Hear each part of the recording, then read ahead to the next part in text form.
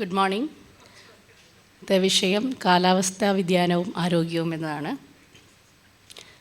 90കളിലാണ് ഒരുപക്ഷെ കാലാവസ്ഥാ വ്യതിയാനം അല്ലെങ്കിൽ ആഗോളതാപനം, ഗ്ലോബൽ വാർമിംഗ് എന്ന പദങ്ങളൊക്കെ പൊതുവിൽ ആഗോളതലത്തിൽ തന്നെ ചർച്ച ചെയ്തു തുടങ്ങിയത്.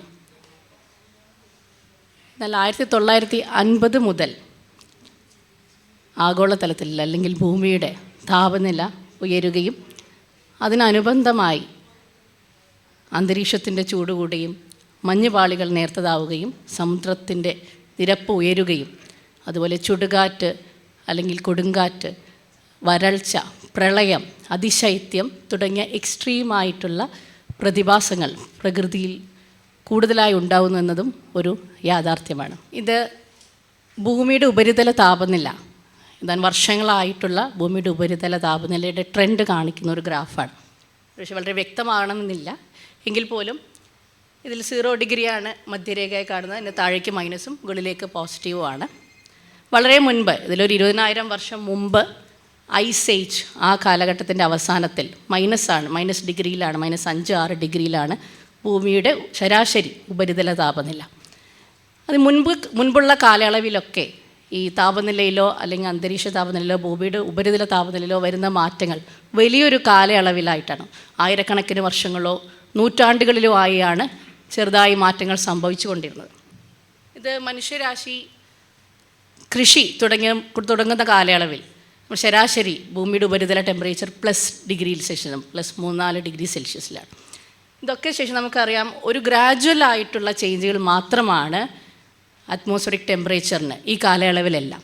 എന്നാൽ 1950 ശേഷം അഭൂതപൂർവമായ വേഗതയിലാണ് ഭൂമിയുടെ ഉപരിതല താപനില ഉയർന്നത്. 21ാം നൂറ്റാണ്ടിൽ നമുക്ക് ഗ്രാഫ് നോക്കിയാൽ കാണാം, വളരെ സ്റ്റീപ്പായിട്ടാണ് ആ കർവ് മുകളിലേക്ക് പോകുന്നത്. 1950 ശേഷം 0.4 ഡിഗ്രി സെൽഷ്യസ് ആണ് ശരാശരി താപനില, എർത്തിൻ്റെ സർഫസ് ടെമ്പറേച്ചർ ഇതുവരെ കൂടിയിട്ടുള്ളത്.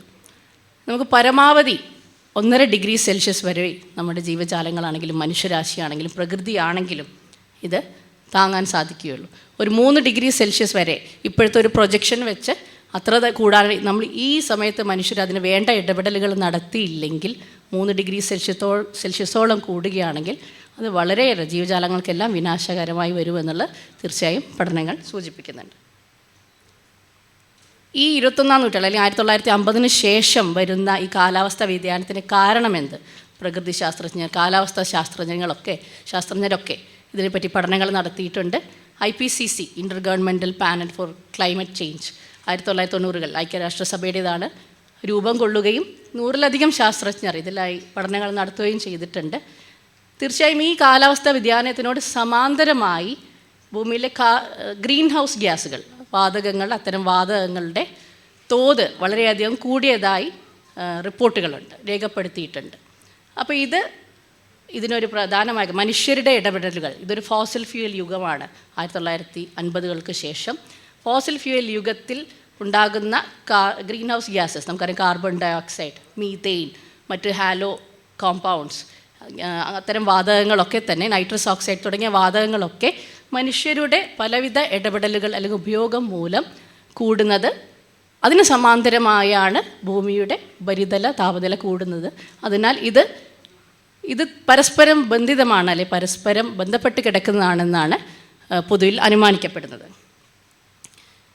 സൂര്യൻ്റെ താപം, ഇതാണ് നമുക്ക് സോഴ്സ് ഓഫ് എനർജി, നമ്മുടെ ഊർജ്ജ സ്രോതസ്സ് സൂര്യനിൽ നിന്ന് വരുന്ന റേഡിയേഷനാണ്.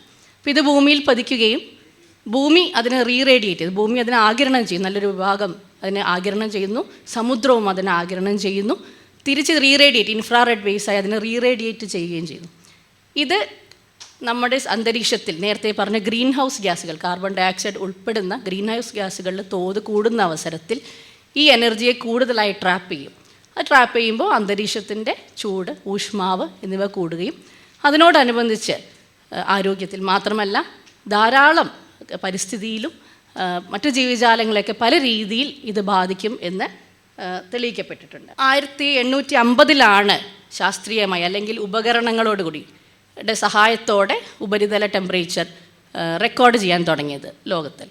അപ്പോൾ അതിനുശേഷം നമുക്കറിയാം 2000-ന് ശേഷമാണ് ഈ നേരത്തെ പറഞ്ഞ സ്റ്റഡി ആയിട്ടുള്ള താപനിലയിൽ വരുന്ന ഇൻക്രീസ് വന്നിട്ടുള്ളത്. മുൻപ് നേരത്തെ പറഞ്ഞ സ്വാഭാവികമായിട്ട് താപനില കൂടുന്നതിന് പല കാരണങ്ങളാണ്. ഒന്ന്, നമുക്ക് സൗരോർജ്ജത്തിലുള്ള മാറ്റങ്ങൾ, അതുപോലെ അഗ്നിപർവ്വത പ്രവർത്തനങ്ങൾ പ്രകൃതിയിൽ തന്നെയുള്ളത്, അല്ലെങ്കിൽ പ്രപഞ്ചത്തിലെ പല ആസ്ട്രോണമിക്കൽ സൈക്കിൾസ്, ഇതിനൊക്കെ അടിസ്ഥാനപ്പെടുത്തിയായിരുന്നു കാലാവസ്ഥാ വ്യതിയാനങ്ങൾ വന്നിരുന്നത്. അപ്പോൾ ഇപ്പോൾ IPCC അല്ലെങ്കിൽ വേൾഡ് മീറ്ററോളജിക്കൽ ഓർഗനൈസേഷന് പല അനുമാനിക്കപ്പെടുന്നത് 5/6 ഈ വന്ന കാലാവസ്ഥാ വ്യതിയാനത്തിൽ മനുഷ്യരുടെ ഇടപെടലുകൾ കൊണ്ടാണെന്നാണ് വിശ്വസിക്കപ്പെടുന്നത്. നമ്മൾ ഈ ഒരു ചെറിയ ശരാശരി ടെമ്പറേച്ചർ അല്ലെങ്കിൽ താപനില കൂടുമ്പോൾ ഇത്രയും വലിയ പ്രശ്നമുണ്ടോ, നമ്മൾ 0.4 ഡിഗ്രി അല്ലെങ്കിൽ 1.5 ഡിഗ്രി ഇത്ര വലിയ മാറ്റങ്ങൾ ഉണ്ടാകുമോ എന്ന് ഒരുപക്ഷെ നമ്മൾ സംശയിച്ചേക്കാം. അപ്പോൾ ഇതിൽ എക്സ്ട്രീമാണ്, എക്സ്ട്രീം കോൾഡാണ് ഈ അറ്റത്ത് എക്സ്ട്രീം ഹീറ്റാണ്. ഇപ്പോൾ ഒരു ശരാശരി ടെമ്പറേച്ചർ ചെറിയ രീതിയിൽ മാറുമ്പോൾ തന്നെ എക്സ്ട്രീമുകളിൽ വരുന്ന വ്യത്യാസങ്ങൾ വലിയ വ്യത്യാസമുണ്ടാക്കുന്നു. അപ്പോൾ എക്സ്ട്രീം ടെമ്പറേച്ചർ, ഹൈ ടെമ്പറേച്ചർ വരുന്ന ശരാശരി മാറ്റം, ചെറിയ ശരാശരി മാറ്റം പോലും ഭൂമിയെയും ഭൂമിയിലെ സർവ്വജീവജാലങ്ങളെയും പരിസ്ഥിതിയെയും ഒക്കെ വലിയ രീതിയിൽ ബാധിക്കുന്നു. അപ്പോൾ ഇത് എങ്ങനെയാണ് എൻ്റെ പ്രധാന വിഷയം ക്ലൈമറ്റ് ചേഞ്ചിനേക്കാൾ അതൊരു വളരെ വിശാലമായ വിഷയമാണ്. എങ്ങനെ അത് മനുഷ്യരുടെ ആരോഗ്യത്തെ ബാധിക്കുന്നു എന്നതാണ്. അപ്പോൾ 90കളിൽ ഈ കാലാവസ്ഥാ വ്യതിയാനത്തെ പറ്റി IPCCയിൽ പഠനങ്ങൾ വരികയും ആദ്യം വന്ന പേപ്പറിൽ, അതിൻ്റെ റിപ്പോർട്ടിൽ IPCC ശാസ്ത്രജ്ഞർ ഉണ്ടാക്കിയ റിപ്പോർട്ടിൽ ആരോഗ്യത്തെ എങ്ങനെ ബാധിക്കുമെന്നതിനെപ്പറ്റി ഒരു തരത്തിലും മെൻഷൻ ചെയ്തിട്ടില്ല. കാരണം അന്ന് അതിനെപ്പറ്റി ചിന്തിച്ചിട്ടില്ല. കാലാവസ്ഥാ വ്യതിയാനം തന്നെ പുതിയൊരു ആശയവും അതിനെപ്പറ്റിയുള്ള കാര്യങ്ങളുമാണ്. പക്ഷെ തുടർന്ന് വന്ന റിപ്പോർട്ടിൽ ഇതിൻ്റെ സാധ്യതകൾ എങ്ങനെയാണ് ഇത് ആരോഗ്യത്തെ ബാധിക്കാം, മനുഷ്യരാശിയുടെ ആരോഗ്യം അല്ലെങ്കിൽ ജീവജാലങ്ങളുടെ ആരോഗ്യത്തെ ബാധിക്കാം എന്നതിനെപ്പറ്റി സാധ്യതകൾ അടുത്ത റിപ്പോർട്ടുകളിൽ വരികയും തുടർന്ന് ഏറ്റവും അവസാനം വന്ന റിപ്പോർട്ടിൽ ഒരു തരത്തിൽ അവരെ കണക്കാക്കാൻ പഠനങ്ങൾ വഴി ഏതൊക്കെ രീതിയിൽ അതിൻ്റെ ഇമ്പാക്റ്റ് ഉണ്ട് എന്ന് വളരെ ബുദ്ധിമുട്ടാണ് അത് കണക്കാക്കാൻ. പല രീതിയിൽ നമുക്ക് പരോക്ഷമായിട്ടുള്ള പല കാര്യങ്ങളും ക്വാണ്ടിഫൈ ചെയ്യാൻ കുറച്ച് ബുദ്ധിമുട്ടാണ്. എങ്കിൽ പോലും ആ റിപ്പോർട്ടുകളിൽ അതിനടിസ്ഥാനപ്പെടുത്തിയിട്ടുള്ള പഠനങ്ങൾ വന്നു തുടങ്ങിയിട്ടുണ്ട്. അപ്പോൾ ഞാൻ പറഞ്ഞു വന്നത്, ഇതിൽ ധാരാളം നമുക്ക് അറിവുകളോ പഠനങ്ങളോ പലതും അനുമാനങ്ങൾ കൂടിയാണ്. നേരിട്ട് വളരെ പ്രത്യക്ഷത്തിൽ അല്ലെങ്കിൽ നേരിട്ട് ഈ ആഗോളതാപനം മനുഷ്യരുടെ ആരോഗ്യത്തെ ബാധിക്കാം. അതല്ല, അതിനേക്കാളധികം പരോക്ഷമായി പല രീതിയിൽ ഇത് വളരെ കോംപ്ലിക്കേറ്റഡ് ആയിട്ടുള്ള, സങ്കീർണമായിട്ടുള്ള, പരസ്പരം ബന്ധിതമായ, അപ്പോൾ ആരോഗ്യത്തെ ബാധിക്കുന്ന മറ്റു പല ഘടകങ്ങൾ, സാമൂഹികമായിട്ട് അടക്കമുള്ള പല ഘടകങ്ങളെയും ഈ കാലാവസ്ഥാ വ്യതിയാനം ബാധിക്കുന്നത് വഴി അത് ഇൻഡയറക്റ്റായിട്ട് തീർച്ചയായിട്ടും ആരോഗ്യത്തെ ബാധിക്കുന്നുണ്ട് എന്നുള്ളതൊരു വസ്തുതയാണ്. അപ്പോൾ നേരിട്ട് എന്ന് പറയുമ്പോൾ നമുക്ക് ഡയറക്റ്റായിട്ട് ആഗോളതാപനത്തിൻ്റെ ഭാഗമായിട്ട് ഹീറ്റ് റിലേറ്റഡ് ഇൽനെസ്സസ് പല രീതിയിൽ നമുക്കൊരു പക്ഷേ വളരെ അപൂർവമായിട്ടാണ് മുൻകാലങ്ങളിലൊക്കെ. അപ്പോൾ നമ്മൾ 90കളിൽ ഇത് പുതിയ ആശയമായി വന്നെങ്കിലും നമ്മൾ ഒരു വ്യക്തി എന്ന രീതിയിൽ നമ്മുടെ വ്യക്തി ജീവിതത്തിൽ ഈ ഒരു ഇമ്പാക്റ്റ് അല്ലെങ്കിൽ കാലാവസ്ഥ കൊണ്ടുള്ള ബുദ്ധിമുട്ടുകൾ നമ്മൾ നേരിടാൻ തുടങ്ങി ഒരു പക്ഷേ കഴിഞ്ഞ ഒരു 10 വർഷത്തിനുള്ളിലായിരിക്കാം ഓരോ വ്യക്തിക്കും. അപ്പോൾ അതിന് മുൻപേ അതിനെപ്പറ്റി ചർച്ച ചെയ്തിരുന്നെങ്കിലും അതൊരു ആഗോള തലത്തിൽ നിൽക്കുകയാണ്. പക്ഷേ പ്രാദേശിക തലത്തിൽ നമ്മൾ ഓരോ വ്യക്തികൾ, ഒരു പക്ഷേ കേരളത്തിൽ തന്നെ കഴിഞ്ഞ 10 വർഷത്തിൽ വന്ന പ്രളയവും അല്ലെങ്കിൽ ചൂട് കൂടുന്നതും ഒക്കെ ആയിട്ടുള്ള കാര്യങ്ങൾ നമുക്കത് അനുഭവിക്കാൻ സാധിച്ചത് ഒരു പക്ഷേ ഈ അടുത്തായിരിക്കാം. അപ്പോൾ ഹീറ്റ് റിലേറ്റഡ് ഇൽനെസ് നമുക്കറിയാം, സൺ സ്ട്രോക്കുകൾ, sunburn, heat exhaustion, heat stroke എന്ന് പറഞ്ഞുള്ള ഇത് പല രീതിയിൽ അതിനെ ഗ്രേഡ് ചെയ്തിട്ടുണ്ട്. അതായത് നേരിട്ട് സൂര്യതാപം ഏൽക്കുന്ന വഴി തൊലിപ്പുറത്തുണ്ടാകുന്ന പ്രശ്നങ്ങൾ, അത് ശരീരത്തിലെ നിർജ്ജലീകരണം മുതൽ ഉണ്ടാക്കുന്ന ബുദ്ധിമുട്ടുകൾ കൊണ്ടിട്ടുള്ള ഹീറ്റ് സ്ട്രോക്ക്, ഹീറ്റ് എക്സോഷൻ. ഇത് വളരെ മുമ്പ് കേരളത്തിൽ പോലും നമുക്കിപ്പം ആരോഗ്യ സംവിധാനത്തിൽ റിപ്പോർട്ടിങ്ങിൽ ഇത് മുൻപുണ്ടായിരുന്നില്ല. കാരണം അത് അത്രയും അപൂർവമായിരുന്നു. എന്നാൽ കഴിഞ്ഞ ഏതാനും വർഷങ്ങൾ, ഈ വർഷമടക്കം നമുക്കറിയാം ഹീറ്റ് റിലേറ്റഡ് ഇൽനെസ് കൊണ്ടുള്ള മരണങ്ങൾ നമുക്ക് മുൻപത്തേക്കാളധികം റിപ്പോർട്ട് ചെയ്ത് തുടങ്ങിയിരിക്കുന്നത് ഈ വർഷവും നമുക്കുണ്ടായിട്ടുണ്ട്. അപ്പോൾ ഇതും ഒരു സത്യമാണ്. അപ്പോൾ ഇതിലൊരു പ്രധാന കാര്യം, പ്രത്യേകിച്ച് ഇതിൽ നമ്മുടെ ജീവിത സാഹചര്യങ്ങളും നമ്മൾ ജോലി ചെയ്യുന്ന സാഹചര്യങ്ങളും ഒക്കെ ആയി ഹീറ്റ് റിലേറ്റഡ് ഇൽനെസ്സിന് ബന്ധമുണ്ട്. സാമൂഹിക സാഹചര്യങ്ങളുമായിട്ടും സാമ്പത്തിക സാഹചര്യങ്ങളുമായിട്ടും ബന്ധമുണ്ട്. പലപ്പോഴും ഇപ്പോൾ നമ്മുടെ നാട്ടിൽ പോലും 10 മുതൽ അല്ലെങ്കിൽ 11 മുതൽ 3 മണി വരെ പുറത്ത് ജോലി ചെയ്യാൻ പാടില്ല എന്ന് ഉള്ള നിർദ്ദേശം കൊടുക്കുമ്പോഴും അങ്ങനൊരു ഓപ്ഷനുള്ള രീതിയിൽ തൊഴിൽ ചെയ്യുന്ന ആളുകൾക്ക് ഒരുപക്ഷെ അത് പാലിക്കാൻ സാധിച്ചേക്കും. പക്ഷെ അങ്ങനെ ഒരു ഓപ്ഷൻ ഇല്ലാത്ത, അങ്ങനത്തെ തൊഴിൽ സാഹചര്യങ്ങളുള്ള അല്ലെങ്കിൽ പിന്നോക്കം നിൽക്കുന്ന സമൂഹങ്ങളിൽ അല്ലെങ്കിൽ അങ്ങനെയുള്ള ജോലിയിൽ ഏർപ്പെടുന്നവർക്ക് ഇതൊരു ബുദ്ധിമുട്ടായിരിക്കും. അപ്പോൾ അതിൽ തന്നെ മരണങ്ങളും, ലോകം മുഴുവൻ ഹീറ്റ് റിലേറ്റഡ് ഇൽനെസ് കൊണ്ടുണ്ടാകുന്ന മരണങ്ങൾ പലപ്പോഴും ഇത്തരത്തിൽ പിന്നോക്കാവസ്ഥയിലുള്ള ആളുകളിലാണ് കൂടുതലെന്നാണ് റിപ്പോർട്ട് ചെയ്യപ്പെടുന്നത്. അതുപോലെ പ്രായം കൊണ്ട് എക്സ്ട്രീംസിലുള്ളവർ, ചെറിയ കുട്ടികളാവട്ടെ, പ്രായാധിക്യമുള്ളവരാവട്ടെ, ഇവരെയും ഇത്തരത്തിലുള്ള താപനില മാറ്റങ്ങൾ, പ്രത്യേകിച്ച് എക്സ്ട്രീം ടെമ്പറേച്ചർ ഹീറ്റിൽ വരുമ്പോൾ മരണങ്ങൾ കൂടുതലായി കാണുന്നു. എന്തെങ്കിലും പ്രീ എക്സിസ്റ്റിംഗ് ആയിട്ടുള്ള മെഡിക്കൽ അസുഖങ്ങളുള്ള ആളുകളിലും ഇത് പെട്ടെന്ന് പ്രസിപ്പിറ്റേറ്റ് ചെയ്യാം. അപ്പോൾ ചൂട് കൂടുന്നതിൽ ഹീറ്റ് സ്ട്രോക്കോ ഹീറ്റ് എക്സോഷനോ ബാധിക്കാനുള്ള സാധ്യത കൂടുതലാണ്. അവരിലും മരണനിരക്ക് ഒരു പക്ഷേ അതുകൊണ്ട് തന്നെ നമുക്ക് കൃത്യമായിട്ട് ഇത് മൂലമുള്ള മരണം എത്രയെന്ന് കണക്കാക്കപ്പെടുമ്പോൾ ഈ മരണങ്ങൾ ചിലപ്പോൾ അവർക്ക് മറ്റൊരു അസുഖങ്ങളുള്ളതുകൊണ്ട് ചിലപ്പം കണക്കാക്കപ്പെടാറില്ല. മറ്റൊന്ന്, നേരിട്ട് സൂര്യരശ്മികൾ, സൂര്യനിലുള്ള അൾട്രാ വയലറ്റ് അടങ്ങുന്ന രശ്മികൾ നേരിട്ട് ശരീരത്തിൽ പതിക്കുമ്പോഴുണ്ടാകുന്ന ബുദ്ധിമുട്ടുകൾ. അപ്പോൾ ഒന്ന്, സ്കിൻ ക്യാൻസർ പൊതുവെ കൂടുന്നതായിട്ട് കാണുന്നുണ്ട്. അത് ഓസോൺ പാളികളിൽ വരുന്ന, അത് നേർക്കുന്നതോ അതിൽ വരുന്ന വിള്ളലുകളിലൂടെ ഇത്തരം ഹാനികരമായ രശ്മികൾ മനുഷ്യരുടെ ശരീരത്തിൽ പതിക്കുന്നത് കൊണ്ടായിരിക്കാം എന്ന് പറയുന്നു. വളരെ വ്യക്തമായിട്ട് അത് ലിങ്ക് ചെയ്യാനുള്ള തെളിവ് കിട്ടിയിട്ടില്ലെങ്കിൽ പോലും സമാന്തരമായി ഇത് രണ്ടും കൂടുന്നതായി കണ്ടെത്തിയിട്ടുണ്ട്. ഇതിന് പുറമെ തൊലിപ്പുറത്തെ എട്ടോപിക് ഡെർമറ്റൈറ്റിസ്, ഇൻഫ്ലമേറ്ററി ഡിസീസുകൾ, പെംഫിഗസ് പോലെയുള്ള ചില തൊലിപ്പുറത്തെ കണ്ടീഷനുകളും ചൂടുകാലത്ത് പൊതുവെ കൂടുതലായിട്ട് കാണാറുണ്ട്. മറ്റൊന്ന്, ഡിസാസ്റ്റേഴ്സ്. നമുക്കറിയാം, പ്രകൃതിക്ഷോഭങ്ങൾ. കഴിഞ്ഞ ഒരു 50 വർഷത്തിൽ, അതിന് മുൻകാലങ്ങളിൽ ലോകത്ത് അല്ലെങ്കിൽ ഭൂമിയിൽ ഉണ്ടായിരുന്ന പ്രകൃതിക്ഷോഭങ്ങളിനേക്കാൾ 30 ഇരട്ടിയോളം കൂടിയിട്ടുണ്ടെന്നാണ് റിപ്പോർട്ടുകൾ പറയുന്നത്. അപ്പോൾ മുൻപ് 2 പ്രകൃതിക്ഷോഭങ്ങൾ തമ്മിൽ ഇടയിലുണ്ടായിരുന്ന സമയം എത്രയായിരുന്നു, അതിനേക്കാൾ വളരെ കുറഞ്ഞിരിക്കുകയാണ് ഇപ്പോൾ കഴിഞ്ഞ ഏതാനും പതിറ്റാണ്ടുകളിലായിട്ടുള്ള പ്രകൃതിക്ഷോഭം തമ്മിലുള്ള ഇൻ്റർവെൽ. അങ്ങനെയാണ് അതിനെ പഠനങ്ങൾ അതിനെ ക്വാണ്ടിഫൈ ചെയ്യുന്നത്. അപ്പോൾ തീർച്ചയായിട്ടും നമുക്കും ഒരുപക്ഷെ നമ്മുടെ വ്യക്തിപരമായി, ഞാൻ പഠനത്തിൻ്റെ അടിസ്ഥാനത്തിലല്ലാതെ നമുക്കറിയാം, ഇപ്പോൾ കേരളം പോലുള്ള ഒരു സാഹചര്യത്തിൽ പോലും അടിക്കടി പല രീതിയിലുള്ള, പല എക്സ്ട്രീംസിലുള്ള പ്രകൃതിക്ഷോഭങ്ങൾ കൂടുന്നതായിട്ട് നമുക്ക് കാണാം. അപ്പോൾ ഇതെങ്ങനെ മനുഷ്യരുടെ ആരോഗ്യത്തെ ബാധിക്കുമെന്ന് ചോദിച്ചാൽ പല രീതിയിലാണ്. ഞാൻ നേരത്തെ പറഞ്ഞ പോലെ പരോക്ഷമായിട്ട് ഇത് മനുഷ്യരുടെ ആരോഗ്യത്തെ, ഡിസാസ്റ്റേഴ്സ് ബാധിക്കുന്നുണ്ട്. ഒന്ന്, അവരുടെ പല രീതിയിലുള്ള രോഗങ്ങൾ, അതിലേക്ക് ഞാൻ വരാം. അതല്ലാതെ തന്നെ ഹെൽത്ത് സീക്കിംഗ് ബിഹേവിയർ, അല്ലെങ്കിൽ നമുക്ക് കിട്ടുന്ന ഹെൽത്ത് സർവീസുകൾ പലപ്പോഴും കൃത്യമായി കിട്ടാതെ വരികയും ആളുകളിൽ പോസ്റ്റ് ട്രോമാറ്റിക് സ്ട്രെസ് ഡിസോർഡർ, ഇപ്പോൾ ഓരോ പ്രതിക്ഷോഭം കഴിയുമ്പോഴും വരുന്നവരുടെ മെൻ്റൽ ഹെൽത്തിനെ ബാധിക്കുകയും ആ രീതിയിൽ വളരെ വ്യാപകമായി തന്നെ ഡിസാസ്റ്റേഴ്സ് മനുഷ്യരുടെ ആരോഗ്യത്തെ ബാധിക്കും. ഇനി നമുക്ക് പരോക്ഷമായിട്ട് എങ്ങനെയാണ് ഈ ആഗോളതാപനം അല്ലെങ്കിൽ കാലാവസ്ഥാ വ്യതിയാനം മാറ്റുന്നത് നമ്മൾ ആരോഗ്യത്തെ ബാധിക്കുന്നത് നോക്കുകയാണെങ്കിൽ പല രീതിയിലുള്ള പകർച്ചവ്യാധികൾ, അപ്പോൾ അതിൻ്റെ വിശദാംശങ്ങളിലേക്ക് പോവാം. ജലജന്യ രോഗങ്ങൾ, പ്രാണിജന്യ രോഗങ്ങൾ, വെക്ടർ ബോൺ ഡിസീസസ്, ഇതൊക്കെ കൂടുന്നതായി കൃത്യമായ കണക്കുകൾ രേഖപ്പെടുത്തിയിട്ടുണ്ട്. അതുപോലെ ജന്തുജന്യ രോഗങ്ങൾ, സൂനോട്ടിക് ഡിസീസസ് ബാധിക്കാം എന്ന് പറയുന്നുണ്ട്. അതുപോലെ ഇതുവരെ മുൻപില്ലാത്ത രോഗങ്ങൾ, പുതിയതായ രോഗങ്ങൾ, ഇതുവരെ റിപ്പോർട്ട് ചെയ്യപ്പെടാത്ത എമേർജിങ് ഡിസീസസ്, അല്ലെങ്കിൽ മുൻപ് നമ്മൾ നിയന്ത്രണ വിധേയമാക്കി എന്ന് കരുതിയിരുന്ന പല അസുഖങ്ങളും തിരിച്ചു വരാനും ഈ കാലാവസ്ഥാ വ്യതിയാനം ഒരു കാരണമാകുന്നു എന്നാണ് പഠനങ്ങളിൽ പറയുന്നത്. പകർച്ചവ്യാധികളിൽ വെക്ടർ ബോൺ ഡിസീസസ്, അതായത് പ്രാണിജന്യ രോഗങ്ങൾ. അപ്പോൾ ഇത് ആണ് കൃത്യമായിട്ട് നമുക്ക് വലിയൊരു ഇമ്പാക്റ്റ് ക്ലൈമറ്റ് ചേഞ്ചിലെ ഒരു പക്ഷേ നമുക്ക് കണക്കാക്കാൻ സാധിക്കുന്ന രോഗങ്ങൾ വെക്ടർ ബോൺ ഡിസീസസ് ആണ്. കാരണം ഇപ്പോൾ ഡെങ്കി, മലേറിയ പോലെയുള്ള രോഗങ്ങൾ, ഇവ രണ്ടും കൊതുക് പരത്തുന്ന രോഗങ്ങൾ. കൊതുകുകളെ സംബന്ധിച്ച് ഈ കാലാവസ്ഥാ വ്യതിയാനം അവരുടെ പ്രജനനത്തിനാണെങ്കിലും ഒക്കെ വളരെയധികം സ്വാധീനിക്കുന്ന ഒരു ഘടകമാണ്. ഇപ്പോൾ ഡെങ്കി പരത്തുന്ന ഏഡിസ് കൊതുകൾ, ഇവയെ സംബന്ധിച്ച് മുൻപ് 1950 അല്ലെങ്കിൽ 70കളിലോ വെറും 9 രാജ്യങ്ങളിൽ മാത്രമായിരുന്നു ഡെങ്കി എന്ന കൊതുക് പരത്തുന്ന രോഗം എൻഡമിക്കായിരുന്നു.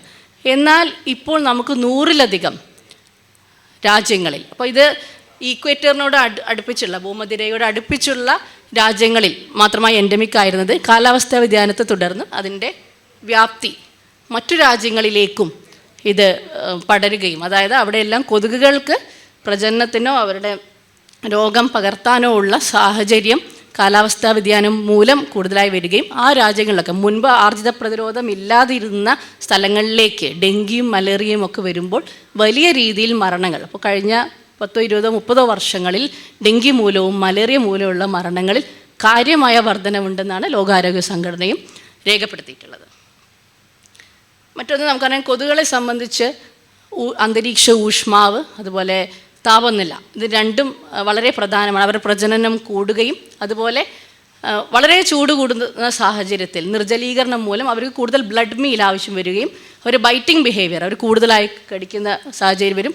അതുപോലെ അവരിലുള്ള വൈറസോ അല്ലെങ്കിൽ പാരസൈറ്റോ അവരുടെ മെച്ചുറേഷൻ ടൈം അവർ വഹിക്കുന്ന ആ വെക്ടേഴ്സിൻ്റെ ഉള്ളിലുള്ള വൈറസിൻ്റെ മെച്ചുറേഷൻ ടൈം വളരെ കുറയുകയും ചെയ്യും. ഇതൊക്കെ ഈ രോഗങ്ങളിൽ വലിയ വ്യത്യാസങ്ങളാണ് മനുഷ്യരിൽ ഉണ്ടാക്കുന്ന വലിയ എപ്പിഡമിക്കുകൾ ഔട്ട്ബ്രേക്കുകൾ ഉണ്ടാക്കാൻ വലിയ രീതിയിൽ സ്വാധീനിക്കുന്ന ഘടകങ്ങളാണ് ഈ ക്ലൈമറ്റ് ചേഞ്ചിൽ വരുന്നത്. ധാരാളം മരണങ്ങൾ കൂടുതലായിട്ട് ഇതിനോട് 6% മലേറിയ മരണങ്ങൾ കൂടിയെന്നാണ് WHO പറയുന്നത്. ഈ ഏതാനും പതിറ്റാണ്ടുകൾക്കുള്ളിൽ കാലാവസ്ഥാ വ്യതിയാനമാണ് അതിന് പ്രധാനമായിട്ടുള്ള ഒരു ഘടകം. വെക്ടർ ബ്രീഡിംഗ് പ്രജനനത്തിനുള്ള സാഹചര്യങ്ങൾ വളരെ കൂടും ഈ കാലാവസ്ഥ. 2 കാര്യങ്ങൾ, നമ്മൾക്ക് മഴയാണെങ്കിലും ഇനി അതല്ല വരൾച്ചയാണെങ്കിലും ഇതിൽ രണ്ടിലും ഈ ബ്രീഡിംഗ് കൂടുതലായിട്ട് ഉണ്ടാവാനുള്ള സാഹചര്യങ്ങളുണ്ട്. നമ്മൾ കേരളത്തെ സംബന്ധിച്ച് നോക്കുകയാണെങ്കിൽ നമുക്ക് മുൻപുണ്ടായിരുന്ന 2 സമയത്തെ കാലവർഷവും മറ്റേതും ആ 2 സമയത്തെ മഴ അതിന് പകരം ഇപ്പോൾ ത്രൂ ഔട്ട് ദ ഇയർ നമുക്ക് വർഷം മുഴുവൻ പല രീതിയിൽ ഏറിയും കുറഞ്ഞും ഉള്ള മഴയാണ് ലഭിക്കുന്നത്. ഇത് പണ്ട് ആരോഗ്യ സംവിധാനത്തിൻ്റെ സർവൈലൻസ് സംവിധാനത്തിൽ ഡെങ്കി പോലെയുള്ള അസുഖങ്ങൾ നമ്മൾ നോക്കുന്നത് മഴക്കാലത്തിന് ശേഷമുള്ള സമയത്ത് മാത്രമാണ്. ആ സമയത്താണ് നമ്മുടെ എല്ലാ പ്രവർത്തനങ്ങളും നമ്മൾ ഊർജിതമാക്കുന്നത്. എന്നാൽ ഇപ്പോൾ നേരിടുന്ന ഒരു പ്രധാന വെല്ലുവിളി എന്നത് വർഷം മുഴുവൻ മഴയുണ്ടാകുമ്പോൾ അതിൻ്റെ സർവൈലൻസ് സംവിധാനങ്ങൾ വർഷം മുഴുവൻ കൊണ്ടുപോകേണ്ടതും അതുപോലെ സോഴ്സ് റിഡക്ഷൻ അല്ലെങ്കിൽ ഉറവിട നശീകരണം പോലെയുള്ള കൊതുകിനെ നിർമ്മാർജ്ജനം ചെയ്യുന്ന അല്ലെങ്കിൽ കൊതുകിനെ മാറ്റി നിർത്തുന്ന പ്രവർത്തനങ്ങൾ വർഷം മുഴുവൻ തുടരേണ്ടതുമായിട്ടുള്ള ഒരു സാഹചര്യം കേരളത്തിൽ പോലും വന്നിട്ടുണ്ട്. അപ്പോൾ ഡെങ്കി ഔട്ട്ബ്രേക്സ് എല്ലാ വർഷം മുഴുവൻ നമ്മൾ കാണുന്നു. നമ്മളൊരു പോസ്റ്റ് മൺസൂണിൽ നിന്ന് മാറി ഒരു endemic through out the year ആയിട്ട് കാണുന്ന ഒരു അസുഖമായി ഈ കേരളത്തിലൊക്കെ ഡെങ്കി മാറിയിരിക്കുകയാണ്. ഇത് തീർച്ചയായിട്ടും വളരെ ചെറുതാണെങ്കിലും കാലാവസ്ഥാ വ്യതിയാനത്തിൻ്റെ ഒരു മാറ്റമായിട്ട് തന്നെ നമുക്ക് കാണാം. വരൾച്ചയിൽ തിരുവനന്തപുരത്തൊക്കെ പല സ്റ്റഡികളും നടത്തിയതിൽ വരൾച്ച കാലത്ത് അല്ലെങ്കിൽ വളരെ വരൾച്ചയുള്ള സമയത്ത് സാധാരണ വളരെ ഹോട്ട് ആൻഡ് ഡ്രൈ ക്ലൈമറ്റിൽ കൊതുകിൻ്റെ പ്രജനനം ഉണ്ടായിരിക്കില്ല എന്നാണ് പറയുക. എങ്കിൽ പോലും ആ സമയത്ത് പോലും വലിയ ഔട്ട്ബ്രേക്ക് ഉണ്ട്. അപ്പോൾ അത് അന്വേഷിച്ച് ചെല്ലുമ്പോൾ അതിൻ്റെ ഗവേഷണത്തിൽ കണ്ടെത്തിയത് സ്റ്റോർ ചെയ്യുന്ന വാട്ടർ കണ്ടെയ്നേഴ്സിൽ ബ്രീഡിംഗ് ഉണ്ടാകുന്നത്. അപ്പോൾ ഇത് രണ്ടും ഈ അസുഖത്തെ കാര്യമായിട്ട് തന്നെ ബാധിക്കുന്നുണ്ട്. മറ്റൊന്ന് ജലജന്യ രോഗങ്ങളാണ്, വാട്ടർ ബോൺ ഇൻഫെക്ഷൻസ്. ഇതും വളരെ സീസണലായിട്ട് കണ്ടിരുന്നതാണ്. മഴക്കാലത്തോടനുബന്ധിച്ച് അതുപോലെ വരൾച്ചയിലും തീർച്ചയായിട്ടും ഉണ്ടാവും. സീസണലായിട്ട് അത് തീർച്ചയായിട്ടും കാലാവസ്ഥയെ മുൻപേ തന്നെ നേരിട്ട് ബന്ധപ്പെട്ട് കിടക്കുന്ന അസുഖങ്ങളായിട്ട് കൂട്ടാറുള്ളതാണ്. നമുക്ക് പ്രളയം വന്നപ്പോഴും നമുക്കറിയാം ജലസ്രോതസ്സും മലിനജലവും തമ്മിൽ എല്ലാം ഒരു ലെവലാവുകയും ഭൂഗർഭജലം വരെ ഉപരിതലത്തിലുള്ളത് മാത്രമല്ല സർഫസ് വാട്ടർ മാത്രമല്ല അണ്ടർഗ്രൗണ്ട് വാട്ടർ വരെ കണ്ടാമിനേറ്റഡ് ആവുന്ന ഒരു സാഹചര്യം. കുട്ടനാടൊക്കെ പ്രളയം വന്ന സമയത്ത് വെള്ളം സർവത്ര, പക്ഷേ ശുദ്ധജലം കുടിക്കാനില്ല. കാരണം എല്ലാം ഒരേ ലെവലാവുകയും എല്ലാം കണ്ടാമിനേറ്റഡ് വാട്ടർ ആവുകയും ചെയ്യുന്നൊരു സാഹചര്യം. അപ്പോൾ പ്രളയത്തിൽ തീർച്ചയായിട്ടും ഇത്തരം ജലജന്യ രോഗങ്ങൾ, വാട്ടർ ബോൺ ഇൻഫെക്ഷൻസിൽ ഡയറിയൽ ഡിസീസസ്, വൈറസുകൾ കൊണ്ടുള്ളതായിരിക്കാം, ബാക്ടീരിയകൾ കൊണ്ടുള്ളതായിരിക്കാം, സാൽമണോസ് അല്ലെങ്കിൽ ടൈഫോയിഡ്, ഹെപ്പറ്റൈറ്റിസ് എ, ഇ, വൈറലൊക്കെ രോഗങ്ങൾ, ഇവയെല്ലാം മഴക്കാലത്തും അതുപോലെ പ്രളയകാലത്തും വളരെയധികം കൂടുകയും പ്രത്യേകിച്ച് കുട്ടികളിൽ 5 വയസ്സിൽ താഴെയുള്ള കുട്ടികളിൽ ഇത് മരണം വരെ കേരളത്തിൽ മാത്രമല്ല ആഫ്രിക്കൻ രാജ്യങ്ങളിൽ വരൾച്ച മൂലം വെള്ളത്തിൻ്റെ ക്വാളിറ്റി വളരെ കുറയുകയും ശുദ്ധജലം അല്ലെങ്കിൽ കുടിവെള്ളത്തിൻ്റെ ക്വാളിറ്റി കുറയുന്നത് വഴി ഡയറിയൽ ഡിസീസ് ഉണ്ടാവുകയും അത് ലോകത്തെ പല ഭാഗങ്ങളിലും അത് കുട്ടികളിലെ മരണത്തിന് കാരണമാവുകയും പ്രായമായ ആളുകളിലും മരണത്തിന് കാരണമാവുകയും എന്നുള്ള കണ്ടിട്ടുള്ളതാണ്. മറ്റ് ജലജന്യ രോഗങ്ങൾ നമുക്കറിയാം, നേരിട്ട് കുടിവെള്ളത്തിലൂടെ അല്ലാതെ പല രീതിയിലും വാട്ടർ ബോൺ ഇൻഫെക്ഷൻസ് വരാം. അതിലൊരു പ്രധാന രോഗവാഹകർ എന്ന് പറയുന്നത് റോഡൻസ് ആണ്. എലി അതിൽ പ്രധാനപ്പെട്ട രോഗവാഹകരാണ്. ഇപ്പോൾ ലെപ്റ്റോസ്പൈറോസിസ് അല്ലെങ്കിൽ എലിപ്പനി കാലാവസ്ഥാ വ്യതിയാനവുമായി വളരെയേറെ ബന്ധമുള്ളതാണ്. അപ്പോൾ വലിയ മഴ നമുക്കറിയാം, വലിയ മഴ വന്നതിന് ശേഷം ലെപ്റ്റോസ്പൈറോസിസ് എലിപ്പനിയുടെ കേസുകൾ, എലിപ്പനി നമ്മൾ കാണുന്നത് ഒരാഴ്ചയിൽ തന്നെ ശരാശരി ഒരാഴ്ചയിലുള്ളിൽ ആളുകൾ എലിപ്പനി വന്നതിന് ശേഷം വളരെ പ്രായം കുറഞ്ഞവരായ ആളുകൾ വരെ മരണപ്പെടുന്നത്. അപ്പോൾ അത് കേരളത്തിലും ഒരു പ്രധാന വെല്ലുവിളിയാണ്. മറ്റ് പല ഭാഗങ്ങൾ എൻഡമിക്കായ സ്ഥലങ്ങളിലൊക്കെ മഴയുടെ അളവ് അനുബന്ധിച്ച് എലി മാത്രമല്ല കന്നുകാലികളിൽ പട്ടികൾ ഇവയിൽ ഒക്കെ തന്നെ വിസർജ്യത്തിൽ പ്രത്യേകിച്ച് മൂത്രത്തിലാണ് ഈ ബാക്ടീരിയ എലിപ്പനി ഉണ്ടാക്കുന്ന ബാക്ടീരിയ ഉണ്ടാവുകയും അത് സർഫസ് വാട്ടറിനെ കണ്ടാമിനേറ്റ് ചെയ്യുകയും കാലിലോ മുറിവുള്ള ആളുകളിലൂടെ അത് എത്തുകയും ലെപ്റ്റോസ്പൈറസ് ഇൻഫെക്ഷൻ ഉണ്ടാവുകയും ചെയ്തു. അപ്പോൾ ഇതൊരു മരണമുണ്ടാക്കുന്ന ഒരു പ്രധാനപ്പെട്ട ജലജന്യ രോഗമാണ്. ഇതിന് പുറമെ ഇപ്പോൾ മറ്റ് സ്ഥലങ്ങളിൽ ഇപ്പോൾ ടെമ്പറേറ്റ് ക്ലൈമറ്റുള്ള സ്ഥലങ്ങളിൽ പോലും അവിടെ മൈൽഡ് വിൻ്ററിൽ വെറ്റ് വിൻ്റർ കാലാവസ്ഥാ വ്യതിയാനം കൊണ്ട് മൈൽഡ് വെറ്റ് വിൻ്റർ ഉണ്ടായാൽ അവിടെയും ഇതുപോലെ റോഡൻസ് കൂടുതലായിട്ട് ഉണ്ടാവുകയും അതിനോടനുബന്ധിച്ച് ഇപ്പം ടുലറീമിയ പോലെയുള്ള അസുഖങ്ങൾ, അതുപോലെ ഹാൻഡ ഫീവർ പോലുള്ള അസുഖങ്ങൾ ഇപ്പോൾ യുണൈറ്റഡ് സ്റ്റേറ്റ്സിലൊക്കെ അങ്ങനെ ഉള്ള രോഗങ്ങൾ കൂടുന്നതും കാണാം. അപ്പോൾ പല രീതിയിൽ റോഡൻസ്, അതുപോലെ ചെള്ള് പരത്തുന്ന പല രോഗങ്ങളും, ഈ ചെള്ളുകളും പ്രാണികൾക്കൊക്കെ കാലാവസ്ഥാ വ്യതിയാനം വളരെയേറെ സ്വാധീനിക്കുന്നതായതുകൊണ്ട് താപനില കൂടുമ്പോൾ ഇവരുടെയൊക്കെ എണ്ണം കൂടുകയും ഇവർ പരത്തുന്ന എല്ലാ രോഗങ്ങളും തന്നെ കൂടുന്നതായിട്ടും റിപ്പോർട്ട് ചെയ്തിട്ടുണ്ട്. അപ്പോൾ ലൈം ഡിസീസ് ഇവിടെ നമുക്ക് ഇപ്പോൾ റിപ്പോർട്ട് ചെയ്ത് വരുന്നേ ഉള്ളൂ. പക്ഷേ ലോകത്തിൻ്റെ മറ്റ് പല ഭാഗത്തും ലൈം ഡിസീസ് ചെള്ള് പരത്തുന്നതാണ്. കാലാവസ്ഥാ വ്യതിയാനവുമായി കൃത്യമായി ലിങ്ക് ചെയ്ത പഠനങ്ങൾ ഉള്ളതാണ്. അപ്പോൾ അവയും കാര്യമായി കൂടുന്നതായിട്ട് റിപ്പോർട്ട് ചെയ്യപ്പെട്ടിട്ടുണ്ട്. നമ്മൾ നേരിട്ട് ഉള്ള കാര്യങ്ങൾ ഇപ്പോൾ പറഞ്ഞു. അതിന് പുറമെ പരോക്ഷമായിട്ട് ഈ കാലാവസ്ഥാ വ്യതിയാനം ഭക്ഷ്യസുരക്ഷയെ, ഭക്ഷ്യലഭ്യതയെ ബാധിക്കുന്നു എന്നത് ഒരു വലിയ പ്രശ്നമാണ്. നിലവിൽ തന്നെ നമുക്ക് ഭക്ഷ്യസുരക്ഷ അല്ലെങ്കിൽ ഭക്ഷ്യലഭ്യത കുറവുള്ള, നമുക്കറിയാം പലപ്പോഴും ഈ കാർബൺ ഫുട് പ്രിൻ്റ് അല്ലെങ്കിൽ ഗ്രീൻ ഹൗസ് ഗ്യാസസ് കൂടുതലായി ഉൽപ്പാദിപ്പിക്കുന്ന വ്യവസായവൽക്കരണം കൂടുതലായി നടന്നിട്ടുള്ള രാജ്യങ്ങളല്ല ഇതിൻ്റെ പ്രത്യാഘാതങ്ങൾ പേറേണ്ടി വരുന്നത്. പലപ്പോഴും പിന്നാക്കം നിൽക്കുന്ന വ്യവസായവൽക്കരണം അത്രയും വന്നിട്ടില്ലാത്ത മറ്റ് ഹെൽത്ത് ഇൻഫ്രാസ്ട്രക്ചറും സോഷ്യൽ ഇൻഫ്രാസ്ട്രക്ചറും പിന്നിലായിട്ടുള്ള രാജ്യങ്ങളാണ് ഇതിൻ്റെ ഒരുപക്ഷെ പ്രത്യാഘാതങ്ങൾ പേറേണ്ടി വരുന്നത്. അപ്പോൾ ഒരു ഫുഡ് സെക്യൂരിറ്റി സംബന്ധിച്ച് നിലവിൽ തന്നെ ഭക്ഷണ ലഭ്യത കുറഞ്ഞ ആളുകളെ അതൊരു പ്രവചന മോഡൽ അല്ലെങ്കിൽ പ്രഡിക്ഷൻ മോഡലാണ് ഈ നൂറ്റാണ്ടിൻ്റെ അവസാനത്തോടു കൂടി എങ്ങനെ കാർഷിക വിളകളെ ക്ലൈമറ്റ് ചേഞ്ച് ബാധിക്കാമെന്നതാണ്. നമുക്കറിയാം ഭൂമധ്യരേഖയോട് അടുപ്പിച്ചുള്ള രാജ്യങ്ങളിലൊക്കെ തന്നെ കാർഷിക വിള കുറയുമെന്നാണ് ആ പ്രഡിക്റ്റീവ് മോഡൽ പറയുന്നത്. ഒന്ന് രണ്ട് കാര്യങ്ങളുണ്ട്. ഒന്ന്, തീർച്ചയായും കീടബാധകൾ, പെസ്റ്റുകൾ, അതുപോലെ മറ്റ് വിളകളെ ബാധിക്കുന്ന മറ്റ് സൂക്ഷ്മജീവികളുടെ അളവ് ടെമ്പറേച്ചർ കൂടുമ്പോൾ തീർച്ചയായും കൂടും. അത് ഭക്ഷ്യവിളകളെ ബാധിക്കുമെന്ന് പറയുന്നു. അതിന് പുറമെ ചൂട്, നമുക്കറിയാം തുടർച്ചയായിട്ടുള്ള മഴ അല്ലെങ്കിൽ വരൾച്ച, പ്രളയം, ഇത്തരം കാര്യങ്ങളൊക്കെ കാർഷിക വിളകളെ കാര്യമായി ബാധിക്കുകയും ഫുഡ് സെക്യൂരിറ്റി അല്ലെങ്കിൽ ഭക്ഷ്യലഭ്യത കാര്യമായി ഈ നൂറ്റാണ്ടിൻ്റെ അവസാനത്തോടെ കാര്യമായി തന്നെ ഗണ്യമായി തന്നെ കുറയുമെന്നാണ് പറഞ്ഞത്. ഇതിന് പുറമെ carbon dioxide, greenhouse ഗ്യാസായ കാർബൺ ഡൈ ഓക്സൈഡ് അന്തരീക്ഷത്തിൽ കൂടുമ്പോൾ വിളകളിലെ ഗുണനിലവാരം, ഫുഡ് വാല്യൂ, ന്യൂട്രീഷണൽ വാല്യൂ കുറയും എന്നതും പഠനങ്ങളിൽ കാണിക്കുന്നു. അതിൻ്റെ പ്രോട്ടീൻ കണ്ടൻറ്റ് അല്ലെങ്കിൽ ധാതു മിനറൽസിൻ്റെ കണ്ടൻറ്റ് കാർബൺ ഡൈ ഓക്സൈഡ് കൂടുതൽ ഉള്ള സാഹചര്യത്തിൽ പ്ലാന്റ് പ്രൊഡക്ട്സിൽ കുറയാം. അപ്പോൾ ഇതെല്ലാം പോഷകാഹാര ലഭ്യതയെ ബാധിക്കും. മറ്റൊന്ന്, കാർഷിക വിളകൾ മാത്രമല്ല, കന്നുകാലികൾ അല്ലെങ്കിൽ വളർത്തു മൃഗങ്ങൾ, അതുപോലെ മത്സ്യസമ്പത്തിനെയും ക്ലൈമറ്റ് ചേഞ്ച് കാര്യമായി തന്നെ ബാധിക്കും. അതും ഭക്ഷ്യലഭ്യതയെ, ഭക്ഷ്യസുരക്ഷയെ ബാധിക്കുന്നതാണ്. അതായത് വളർത്തു മൃഗങ്ങൾക്ക് വരുന്ന കുറവ് പലപ്പോഴും ഉയർന്ന പ്രദേശങ്ങൾ അല്ലെങ്കിൽ മറ്റ് ടെമ്പറേറ്റ് ആയിട്ടുള്ള കൺട്രീസ് അല്ലെങ്കിൽ മിതശീതോഷ്മ ടെമ്പറേറ്റ് കൺട്രീസിലൊക്കെ പലപ്പോഴും ജീവനോപാധിയാണ് ഈ വളർത്തു മൃഗങ്ങൾ അല്ലെങ്കിൽ കന്നുകാലികൾ. പാലുൽപ്പന്നങ്ങൾ അല്ലെങ്കിൽ മാംസം ആണ് അവരുടെ പ്രോട്ടീൻ്റെ ഏക സോഴ്സ്.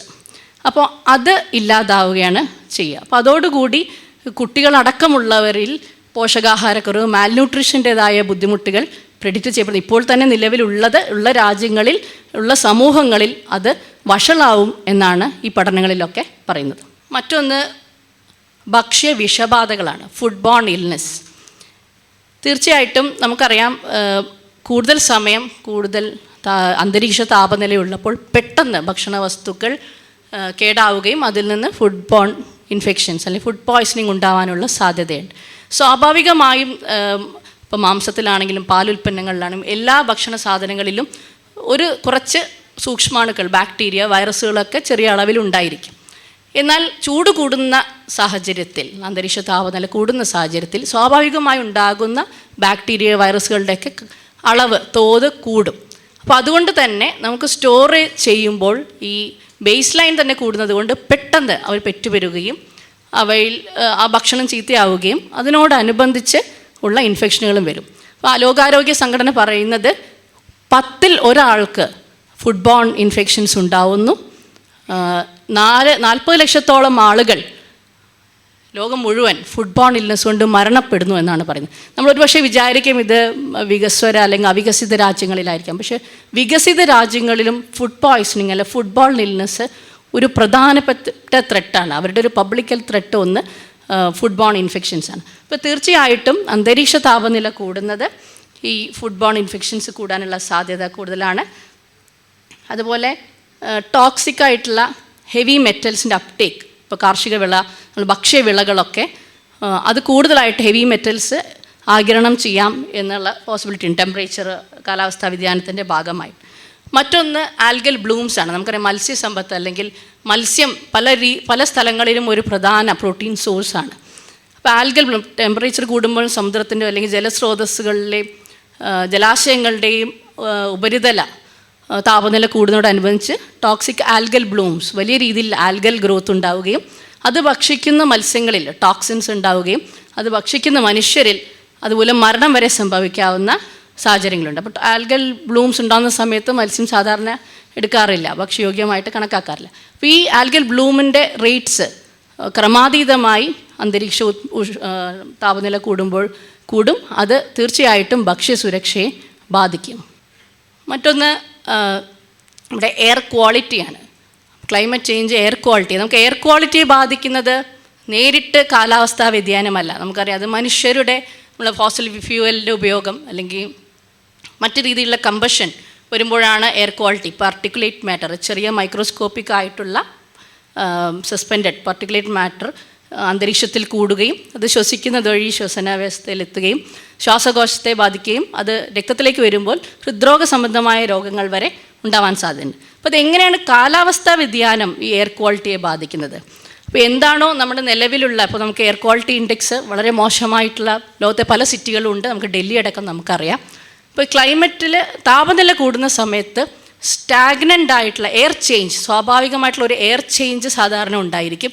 അതുവഴിയാണ് ഈ പർട്ടിക്കുലേറ്റ് മാറ്ററൊക്കെ പലപ്പോഴും സർക്കുലേറ്റ് ചെയ്ത് പോകുന്നത്. പക്ഷേ ക്ലൈമറ്റ് ചേഞ്ചിൻ്റെ ഭാഗമായി ചൂട് കൂടുന്ന സമയത്ത്, ടെമ്പറേച്ചർ കൂടുന്ന സമയത്ത് ഈ സ്റ്റാഗ്നൻ്റ് എയർ കണ്ടീഷൻസ് അങ്ങനെ തന്നെ നിലനിൽക്കുകയും അങ്ങനെ ചേഞ്ച് വളരെയധികം കുറയുകയും അപ്പോൾ ആ പർട്ടിക്കുലേറ്റ് മാറ്റർ അന്തരീക്ഷത്തിൽ നിൽക്കുകയും അത് ശ്വസിക്കുന്നവർക്ക് ഈ പറഞ്ഞ അപ്പോൾ പ്രിമച്വർ ഡെത്ത് ഏകദേശം ഇപ്പോൾ ഉള്ളതിനേക്കാൾ മുൻകാലങ്ങളിൽ ഉണ്ടായതിനേക്കാൾ എത്രയോ 10 മടങ്ങാണ് premature death due to air quality നമ്മൾ ക്ലൈമറ്റ് ചേഞ്ചിൽ ഇപ്പം പ്രവചിക്കുന്നത്. മറ്റ് നമ്മളൊക്കെ ചിലപ്പോൾ ആശങ്കപ്പെടാറുള്ളത് ജന്തുജന്യ രോഗങ്ങൾ അല്ലെങ്കിൽ പുതുതായി വരുന്ന രോഗങ്ങൾ. നമുക്കറിയാം ഈ കാലാവസ്ഥാ വ്യതിയാനം പല സ്പീഷീസുകളിലും അവർ അതിജീവനത്തെ സ്വാധീനിക്കുകയും അവർക്ക് അതിനനുസരിച്ച് അതിജീവന മ്യൂട്ടേഷനുകൾ എന്താണ് സംഭവിക്കുന്നതെന്ന് നമുക്കറിയില്ല. അപ്പോൾ അങ്ങനെ വരുമ്പോൾ നമ്മൾ മനുഷ്യരും പരിസ്ഥിതിയും അതുപോലെ ജീവജാലങ്ങളും മൃഗങ്ങളും സസ്യങ്ങളും എല്ലാം ഒരു പാരസ്പര്യത്തിൽ ഒരു ബാലൻസിൽ പോകുന്ന ഒരവസ്ഥയിൽ അതിൽ വലിയ വിള്ളലുകൾ വന്നാൽ അതിൽ നിന്ന് വരുന്ന ജന്തുജന്യ രോഗങ്ങൾ പല കാര്യങ്ങളും ഉണ്ടായി. അതിൽ ജന്തുജന്യ രോഗങ്ങൾ പലതും ഉണ്ടായിരിക്കാം. ഒരുപക്ഷെ നമുക്കറിയാം ഇപ്പോൾ നിപ്പ പോലെ, ഇപ്പോൾ കേരളത്തിൻ്റെ സാഹചര്യത്തിലാണ് നിപ്പ പോലെയുള്ള ഒരു രോഗത്തിൻ്റെ ശരിയായ കാരണം പക്ഷെ നമുക്ക് ഇതുവരെ പൂർണ്ണമായിട്ടും അത് ക്ലൈമറ്റ് ചേഞ്ചിന് ഒരുപക്ഷെ ഉണ്ടായിരിക്കാം. കാരണം ഈ പാരസ്പര്യത്തിൽ മാറ്റം വരാം. കാടുകളിലോ അല്ലെങ്കിൽ വനമേഖലകളിലോ ഉള്ളിലുള്ള വരൾച്ച അല്ലെങ്കിൽ ഭക്ഷ്യലഭ്യത ഇവ ഒക്കെ മാറ്റങ്ങൾ വരുമ്പോൾ മനുഷ്യരും മൃഗങ്ങളും തമ്മിലുള്ള അല്ലെങ്കിൽ ജന്തുജാലങ്ങളും തമ്മിലുള്ള ഇൻട്രാക്ഷനിലൊക്കെ മാറ്റങ്ങൾ വരാം. അപ്പോൾ ഈ സൂനോട്ടിക് ഡിസീസ് ക്ലൈമറ്റ് ചേഞ്ചുമായിട്ട് ലിങ്ക് ചെയ്ത് സംസാരിക്കപ്പെടുന്ന ഒരു വിഷയമാണ്.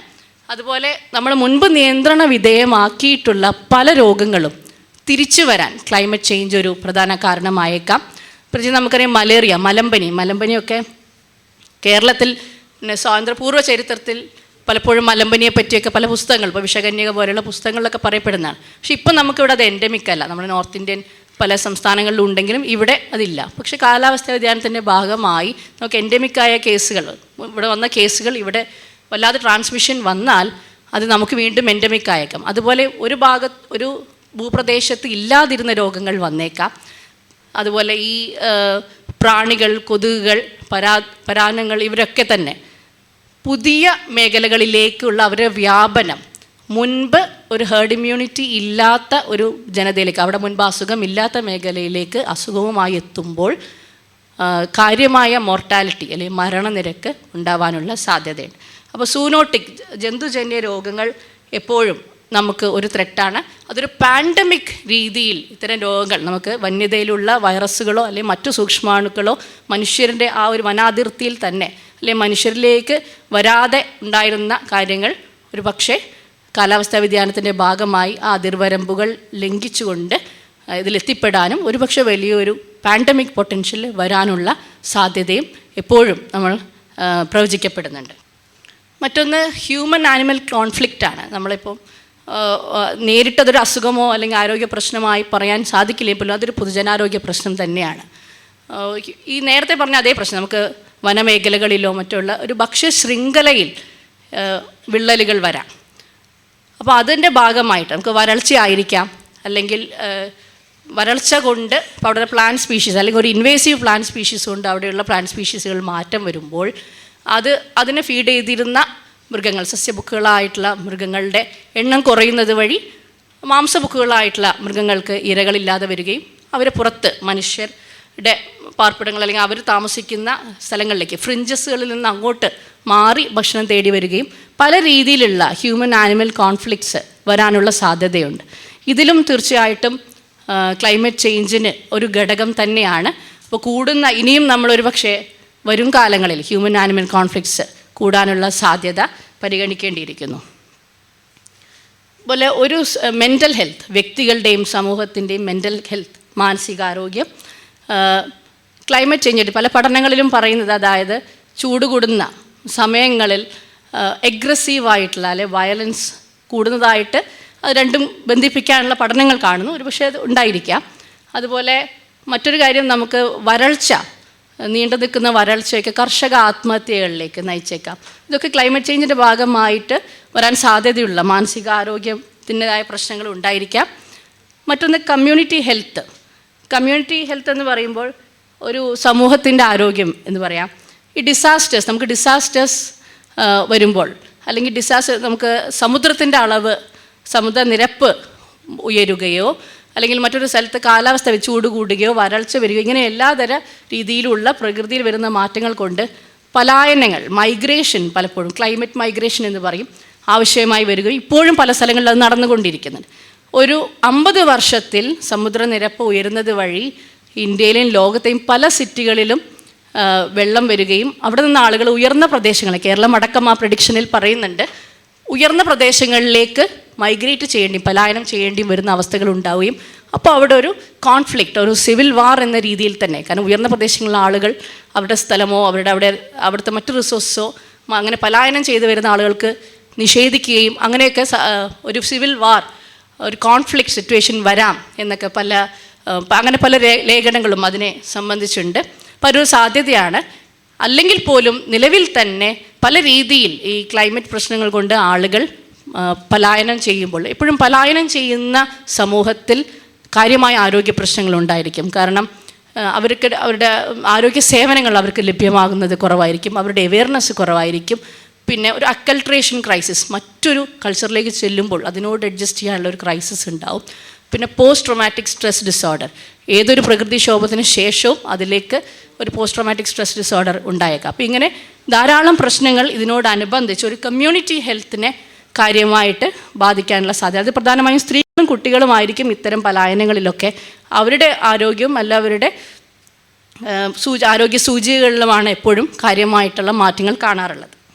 ഇനി ഇക്വിറ്റി ഇൻ ഹെൽത്ത് കെയർ. നമുക്കറിയാം, ഞാൻ നേരത്തെ പറഞ്ഞതുപോലെ കാർബൺ ഫുട് പ്രിൻ്റ് പലപ്പോഴും കാർബൺ ഫുട് പ്രിൻ്റ് ഉദ്ദേശിക്കുന്നത് കാർബൺ ഡയോക്സൈഡ് അല്ലെങ്കിൽ ഗ്രീൻ ഹൗസ് ഗ്യാസസ് ഉണ്ടാക്കുന്നതിൻ്റെ ഒരു സൂചികയാണ്. അപ്പോൾ അതനുസരിച്ച് രാജ്യങ്ങളെ ഏറ്റവും കൂടുതൽ ഉണ്ടാക്കുന്ന അല്ലെങ്കിൽ ഏതെങ്കിലും പ്രൊഡക്റ്റ് ഉണ്ടാക്കുന്ന കമ്പനിയുടെ കാർബൺ ഫുട് പ്രിൻ്റ് എന്താണത് അത് കണക്കാക്കാൻ അല്ലെങ്കിൽ അത് മെഷർ ചെയ്യാനുള്ളൊരു സൂചികയായിട്ട് ലോകം മുഴുവൻ ഉപയോഗിക്കുന്ന ഒരു ഇൻഡെക്സാണ്. അപ്പോൾ ആ ഇൻഡെക്സിൽ ഏറ്റവും അധികം കാർബൺ ഫുട് പ്രിൻ്റ് ഉണ്ടാക്കുന്ന രാജ്യങ്ങളിലല്ല ഇതിൻ്റെ ബുദ്ധിമുട്ടുകൾ ഉണ്ടാവുന്നതായി കാണുന്നത്. അപ്പോൾ ഈ ഒരു അസമത്വം തീർച്ചയായിട്ടും ക്ലൈമറ്റ് ചേഞ്ചിൽ ഉണ്ട് എന്ന് മാത്രമല്ല, ഈ പിന്നോക്കം നിൽക്കുന്ന രാജ്യങ്ങൾ ഇത്തരം ഒരു അത് എക്സ്ട്രീമായിട്ടുള്ള പ്രകൃതിക്ഷോഭങ്ങളാകട്ടെ അല്ലെങ്കിൽ ചെറുതായിട്ടുള്ള ഇത് അതിനോട് അഡാപ്റ്റ് ചെയ്യാനുള്ള അവരുടെ resilience, climate vulnerability and climate resilience. Vulnerability ഈ പിന്നോക്ക രാജ്യങ്ങളിൽ കൂടുതലായിരിക്കും, പെട്ടെന്ന് ഇതിൻ്റെ പ്രത്യാഘാതങ്ങൾ അവർക്ക് നേരിടാൻ സാധിക്കില്ല. ക്ലൈമറ്റ് റെസീലിയൻസ് എന്ന് പറയുന്നത് ഇത്തരം ഒരു സാഹചര്യം ഉണ്ടാകുമ്പോൾ അതിനെ നേരിടാൻ അല്ലെങ്കിൽ അതിനെ ഓവർകം ചെയ്യാനുള്ള ഒരു പ്രാപ്തി, അതും ഈ പിന്നോക്ക രാജ്യങ്ങൾ കുറവായിരിക്കും, മുന്നോക്ക രാജ്യങ്ങൾ അത് കൂടുതലായിരിക്കും. അപ്പോൾ ഇങ്ങനൊരു അസമത്വം തീർച്ചയായിട്ടും ഹെൽത്ത് കെയറിൽ ഇക്വിറ്റി അസമത്വം തീർച്ചയായിട്ടും ക്ലൈമറ്റ് ചേഞ്ചിനോട് അനുബന്ധിച്ച് അതിൻ്റെ കോസിലുമുണ്ട്, അതിൻ്റെ ഇഫക്റ്റിലും നിലനിൽക്കുന്നുണ്ട്. അപ്പോൾ അത് അഡ്രസ്സ് ചെയ്യപ്പെടേണ്ടതാണ്. ഇനി എങ്ങനെ മുന്നോട്ട് എന്നതാണ് മറ്റൊന്ന്. നമുക്കറിയാം ഇതിൻ്റെ കാരണം ക്ലൈമറ്റ് ചേഞ്ച്, കാലാവസ്ഥാ വ്യതിയാനത്തിൻ്റെ കാരണങ്ങൾ പലതാണ്. അതിൽ തീർച്ചയായിട്ടും മനുഷ്യരുടെ ഇടപെടലുകൾ, മനുഷ്യർ ഫോസിൽ ഫ്യൂവൽ യുഗത്തിൽ ഫോസിൽ ഫ്യൂവലിൽ നിന്നുണ്ടാകുന്ന കാർബൺ ഡൈ ഓക്സൈഡോ മറ്റ് ഹാനികരമായ വാതകങ്ങളോ ഇപ്പോൾ നമ്മൾ പെട്ടെന്നൊരു ദിവസം നിർത്തിയാൽ പോലും അത് അന്തരീക്ഷത്തിൽ നിന്ന് മാറാൻ ചില വാതകങ്ങൾ പതിറ്റാണ്ടുകൾ, ചിലത് നൂറ്റാണ്ടുകൾ, ചിലത് ആയിരക്കണക്കിന് വർഷങ്ങളെടുക്കും. അപ്പോൾ ഇതൊരു യാഥാർത്ഥ്യമാണ്. നമ്മൾ ഇപ്പോൾ പോലും ഇതിൽ നിന്ന് പിന്നോട്ട് പോയാൽ, അതായത് മനുഷ്യരുടെ ഇടപെടലുകൾ ഒരു ദിവസം നിർത്തിയാൽ പോലും ഒരു ദിവസം കൊണ്ട് നമുക്ക് തിരിച്ചു പോകാൻ പറ്റുന്ന ഒരു ഇഫക്റ്റല്ല നിലവിൽ ക്ലൈമറ്റിൽ ഉണ്ടായിട്ടുള്ളത്. അപ്പോൾ ഇതൊരു യാഥാർത്ഥ്യമാണെന്ന് നമ്മൾ അംഗീകരിക്കേണ്ടിയിരിക്കുന്നു. അപ്പോൾ തീർച്ചയായിട്ടും ഓരോ വ്യക്തിയും, ഓരോ സമൂഹവും, ഓരോ രാജ്യവും തങ്ങളുടെ കാർബൺ ഫുട് പ്രിൻറ്റ് അല്ലെങ്കിൽ തങ്ങളിൽ നിന്ന് വരുന്ന ഈ ഇഫക്റ്റ് ഉണ്ടാക്കുന്ന രീതിയിലുള്ള ഇടപെടലുകൾ കുറയ്ക്കാനുള്ള കാര്യങ്ങളും അത് IPCC പോലെയുള്ള ധാരാളം അതിൻ്റെ നിർദ്ദേശങ്ങളും മാർഗനിർദ്ദേശങ്ങളും വരുന്നുണ്ടെങ്കിലും ആഗോളതലത്തിൽ അതിൽ ഇനിയും പൊളിറ്റിക്കൽ വില്ലോടുകൂടി അതിനെ നേരിടേണ്ടതുണ്ട്. ആരോഗ്യത്തെ സംബന്ധിച്ച് ഇതൊരു യാഥാർത്ഥ്യമാണെന്ന് നമ്മൾ അംഗീകരിക്കുകയും സർവൈലൻസ് നമ്മൾ തീർച്ചയായും ശക്തിപ്പെടുത്തേണ്ടതുണ്ട്. അതായത് ക്ലൈമറ്റ് ചേഞ്ച് കൊണ്ട് വരാൻ സാധ്യതയുള്ള അസുഖങ്ങളുടെ സർവൈലൻസ്. അപ്പോൾ അതിൽ വെക്ടർ സർവൈലൻസ്, പ്രാണികൾ അല്ലെങ്കിൽ കൊതുകുകൾ, മറ്റു ചെള്ളുകൾ വേറെ പ്രദേശങ്ങളിലേക്ക് മാറുന്നുള്ളത് ഉണ്ടോ, അതുപോലെ അതിനോടനുബന്ധിച്ച് വരുന്ന രോഗങ്ങളുടെ സർവൈലൻസ് ശക്തിപ്പെടുത്തേണ്ടതുണ്ട്. ഫുഡ് സെക്യൂരിറ്റിയുടെ സർവൈലൻസ്, അതിൽ എന്താണ് മാറ്റങ്ങൾ വരുന്നത് ശക്തിപ്പെടുത്തേണ്ടതുണ്ട്. രോഗനിരീക്ഷണ സംവിധാനം ശക്തിപ്പെടുത്തേണ്ടതുണ്ട്. അപ്പോൾ ഇത്തരം കാര്യങ്ങളുടെയൊക്കെ സർവൈലൻസ്. വാട്ടർ ക്വാളിറ്റി, നമ്മുടെ ഗ്രൗണ്ട് വാട്ടർ ക്വാളിറ്റി ഒരുപക്ഷെ വർഷങ്ങൾക്ക് മുമ്പുണ്ടായിരുന്ന ഗ്രൗണ്ട് വാട്ടറിൻ്റെ ക്വാളിറ്റിയല്ല നമുക്കിപ്പോൾ ഉള്ളത്, ഹൈലി കണ്ടാമിനേറ്റഡ് ആണ്. അപ്പോൾ ഇതൊന്നും ഒരു തുടർച്ചയായിട്ടുള്ള സർവൈലൻസ് സംവിധാനങ്ങളിലൂടെ ഇതെല്ലാം മോണിറ്റർ ചെയ്യേണ്ടതുണ്ട്. വേറൊന്ന് സർവൈലൻസിൻ്റെ പ്രഡിക്റ്റീവ് മോഡലുകൾ. ഇപ്പോൾ നേരത്തെ കാണിച്ച പല പ്രഡിക്റ്റീവ് മോഡലുകളിലും നമുക്ക് ഭാവിയിൽ എന്തുണ്ടാകും എന്നുള്ളത്, അപ്പോൾ അത് വളരെ പ്രധാനമാണ്. കാലാവസ്ഥാ വ്യതിയാനം വളരെ മുൻകൂട്ടി കണ്ട് ആഗോളതലത്തിലെ പ്രഡിക്റ്റീവ് മോഡലുകൾ മാത്രമല്ല, പ്രാദേശികമായും ഓരോ ചെറിയ വ്യവസ്ഥയിൽ പോലും എന്ത് മാറ്റങ്ങൾ, എന്ത് രോഗങ്ങൾ ഉണ്ടായിരിക്കാം എന്നുള്ള പ്രഡിക്റ്റീവ് മോഡൽ വളരെ ദീർഘവീക്ഷണത്തോടു കൂടി തന്നെ ഉണ്ടാക്കേണ്ടതും അതിനനുസരിച്ച് പ്രവർത്തിക്കേണ്ടതായിട്ടുണ്ട്. മറ്റൊന്ന് പ്രിപ്പയർഡ്നെസ്. നമുക്കറിയാം ഇപ്പോൾ പ്രകൃതിക്ഷോഭങ്ങളിൽ പോലും ഇപ്പോൾ ഒഡീഷ എന്ന സംസ്ഥാനം ബംഗാൾ ഉൾക്കടലിനോട് ചേർന്ന് കിടക്കുന്ന 99 വലിയൊരു കൊടുങ്കാറ്റ് വരികയും 10,000-കണക്കിന് ആളുകൾ അതിൽ മരണപ്പെടുകയും ചെയ്തിരുന്നു. പക്ഷേ ഒരുപക്ഷെ നമ്മൾ എല്ലാവരും ഒബ്സർവ് ചെയ്തിരിക്കണമെന്നില്ല, പക്ഷെ അതിനുശേഷം അവിടെ വലിയൊരു മാറ്റം നടന്നു. അതായത് അവരുടെ അവരുടെ ഡിസാസ്റ്റർ പ്രിപ്പയർഡ്നെസ്, അവരുടെ ഒരു അവസ്ഥയിൽ നിന്ന് അവരുണ്ടാക്കിയെടുത്തത്. അപ്പോൾ ഒരു സർവൈലൻസ് അതായത് 1200ഓളം കോസ്റ്റലായിട്ടുള്ള ഗ്രാമങ്ങളിൽ ഒരു സർവൈലൻസ് സിസ്റ്റം അവർ വെക്കുകയും ഒരു പ്രിപ്പയർഡ്നെസ്, അതായത് വലിയ വാച്ച് ടവറുകൾ വെക്കുകയും മാസ് മെസ്സേജുകളും സൈറനുകളും വഴി വളരെ നേരത്തെ തന്നെ സൈക്ലോൺ വരികയാണെങ്കിൽ അതിനുള്ള മെസ്സേജ് കമ്മ്യൂണിറ്റി പാർട്ടിസിപ്പേഷൻ ഉറപ്പുവരുത്തിക്കൊണ്ട് അവർ കൊടുക്കുകയും അതിനോടനുബന്ധിച്ച് കമ്മ്യൂണിറ്റി ഷെൽട്ടറുകളും അവരുണ്ടാക്കിയിട്ടുണ്ട്. അപ്പോൾ ആളുകൾ പെട്ടെന്ന് തന്നെ അങ്ങോട്ട് മാറുകയും അങ്ങനെ അതിനോടനുബന്ധിച്ച് ആരോഗ്യ സംവിധാനവും ഇതിനെ നേരിടാൻ ആരോഗ്യ സംവിധാനവും അതുപോലെ ഡിസാസ്റ്റർ സംവിധാനവും ദുരന്ത നിവാരണ സംവിധാനവും ഇതിനായി എക്യുപ്പ് ചെയ്തു. കുറേ വർഷങ്ങളിലാണ് അവരത് ചെയ്തത്. പക്ഷെ അതിനുശേഷം വന്ന വലിയ കൊടുങ്കാറ്റുകളിൽ പോലും 100-ൽ താഴെ 2 ഡിജിറ്റിൽ നിൽക്കുന്ന മരണങ്ങളാണ് ഒഡീഷയിൽ ഉണ്ടായിട്ടുള്ളത്. മറ്റു നാശനഷ്ടങ്ങൾ കോടിക്കണക്കിന് ഉണ്ടായിട്ടുണ്ടെന്നുള്ള സത്യമാണെങ്കിലും മനുഷ്യരുടെ മരണം കുറയ്ക്കാൻ അത്തരൊരു പ്രിപ്പയർഡ്നെസ്, ഒരു ലോക്കലി ഉണ്ടാക്കിയൊരു പ്രിപ്പയർഡ്നെസ് അത് ചെയ്യാൻ സാധിച്ചു. അപ്പോൾ തീർച്ചയായിട്ടും ഇതുപോലെ പ്രാദേശികമായി പക്ഷെ നമ്മൾ എല്ലാ സ്ഥലത്തും പ്രാദേശികമായിട്ടുള്ള പ്രിപ്പയർഡ്നെസ്, നമ്മൾ ആഗോളതലത്തിലുള്ള വലിയ പ്ലാനും പ്രിപ്പയർഡ്നെസ്സിനേക്കാളും പ്രാദേശികമായിട്ടുള്ള പ്രിപ്പയർഡ്നെസ്സിനും വളരെയേറെ പ്രാധാന്യമുണ്ട്. മറ്റൊന്ന് അഡാപ്റ്റേഷൻ. ഇപ്പോൾ നേരത്തെ പറഞ്ഞതുപോലെ നമ്മൾ ഇതിലേക്ക് ഇതൊരു യാഥാർത്ഥ്യമാണെന്ന് അംഗീകരിച്ചുകൊണ്ട് ഇനി എങ്ങനെ ഇതിലേക്ക് നമ്മുടെ സമൂഹത്തെയും അഡാപ്റ്റ് ചെയ്യുക, എങ്ങനെ നമ്മളിവരെ ശാക്തീകരിക്കുക, അല്ലെങ്കിൽ പ്രാപ്തി കൊണ്ടുവരാം ഇതിനെ നേരിടാൻ എന്നുള്ളതൊരു പ്രധാനപ്പെട്ട കാര്യമാണ്. ഇതിൽ എല്ലാ കാര്യങ്ങളും വരും. അതായത് എങ്ങനെ ദുരന്തങ്ങളെ നേരിടാൻ മാത്രമല്ല, ആരോഗ്യ പ്രശ്നങ്ങളെ, ഇതിനോടനുബന്ധിച്ചുള്ള ആരോഗ്യ പ്രശ്നങ്ങളെ എങ്ങനെ നേരിടാം, ഫുഡ് സെക്യൂരിറ്റിയെ എങ്ങനെ നേരിടാം, ഈ രീതിയിലൊക്കെ ഓരോ സമൂഹങ്ങളും പ്രിപ്പയർഡ് ആവണം. ഇതിന് തീർച്ചയായും പാർശ്വവൽക്കരിക്കപ്പെട്ടുള്ള ആളുകൾ, മുൻപ് പല രോഗാവസ്ഥകളിലുള്ള ആളുകൾ, അതുപോലെ തീരദേശ മേഖലയിലുള്ള ആളുകൾ, താഴ്ന്ന പ്രദേശങ്ങളിൽ ജോഗ്രഫിക്കലി തന്നെ റിസ്ക് ആയിട്ടുള്ള സമൂഹങ്ങൾക്ക് പ്രത്യേകമായി തന്നെ അവരെ പ്രിപ്പയർഡ്നെസ് ശ്രദ്ധിച്ചുകൊണ്ട് വളരെ ദീർഘവീക്ഷണത്തോടു കൂടി പഠനങ്ങളും ഗവേഷണങ്ങളും അടിസ്ഥാനപ്പെടുത്തിക്കൊണ്ട് തന്നെയുള്ള പ്രിപ്പയർഡ്നെസ് ആവശ്യമാണ്.